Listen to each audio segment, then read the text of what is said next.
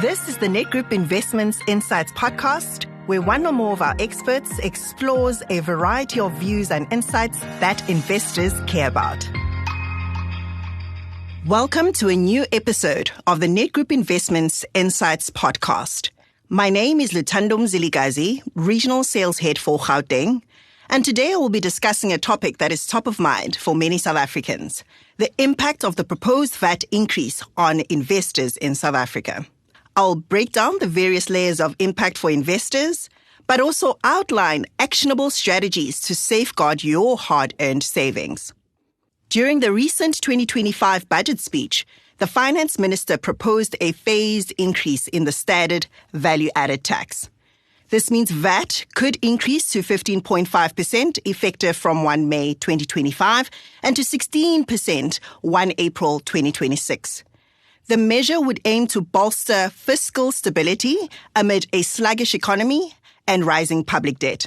For the average South African, however, the VAT increase poses significant challenges to their cost base, investment portfolios, and purchasing power. Now, let's break down the impact on investors. First, investors will feel this impact on their cost base. The VAT increase directly raises the cost of VAT-rated goods and services, which accounts for about 43% of household expenditure. Pre-retirement investors and retirees with a relatively fixed income may face heightened financial strain as a result. For example, a consumer spending 25,000 Rand per month on VAT-rated items will pay 3,875 Rand per month in VAT from May 2025, which will increase to 4,000 Rand per month in April of 2026. Second, while non-discretionary expense items like utilities, healthcare, and basic groceries remain unaffected, the proposed increase would be in addition to annual increases applied to other essential expense items as well. These include the hike in electricity, fuel, medical aid, and education costs, amongst others. These items have all jumped at a pace beyond the expected inflation rate for 2025. These increases will ultimately result in reduced retirement contributions, which, according to the National Treasury, has already fallen by 2.8% in Q1 of 2024 alone. Reduced contributions pose a threat to long-term wealth accumulation and may be an early indicator of increased longevity risk for future retirees. Finally, the VAT increase has an impact on purchasing power of invested capital. The potential VAT hike adds around 0.3% to headline inflation, when Nedbank's inflation expectations for 2025 lands between 3.1% for Q1 and 5.1% by the end of Q4. So in practical terms, a retiree with 3 million Rand in savings loses 120,000 Rand worth of purchasing power in just 1 year alone.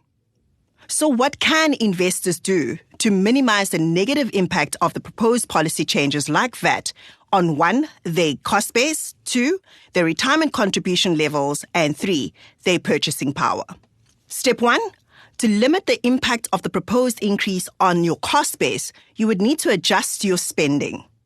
First, trim discretionary expenses and then prioritize essentials. Once you have adjusted your revised budget, assess whether your contributions towards your retirement are sufficient to live the same lifestyle as you do now into retirement.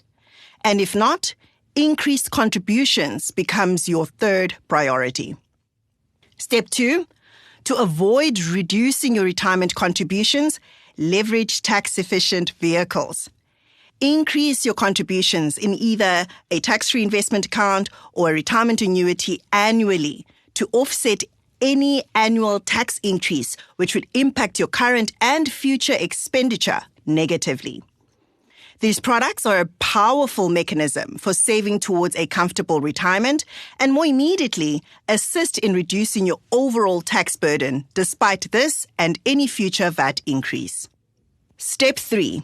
From a protecting your purchasing power perspective, you may look to invest in multi-asset funds as they invest across multiple instruments, across multiple countries, with exposure to multiple currencies. This diversification limits the impact of a policy change on any asset held by the fund, whilst aiming to outperform inflation after investment fees. Great examples of these funds include the Net Group Investments Opportunity Fund, which forms part of our flagship fund range, and the Net Group Investments Core Diversified Fund, which is a passive multi-asset fund. Both these funds have helped their investors reliably outpace the impact of inflationary increases, as well as the rand depreciation against global currencies over time. Final step is to consult a financial planner at least once a year for tailored financial advice and execution. They are key in building resilient financial strategies that withstand economic changes, reducing the burden of these changes on your hard-earned money.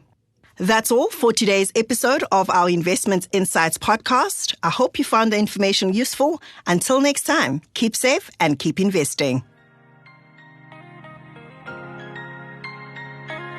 This podcast is for marketing purposes only. The information contained in the podcast or video was for information purposes and does not constitute advice, recommendation, or an offer or solicitation to purchase or sell any funds or strategies to any person in any jurisdiction in which the offer, recommendation, or solicitation to purchase would be unlawful.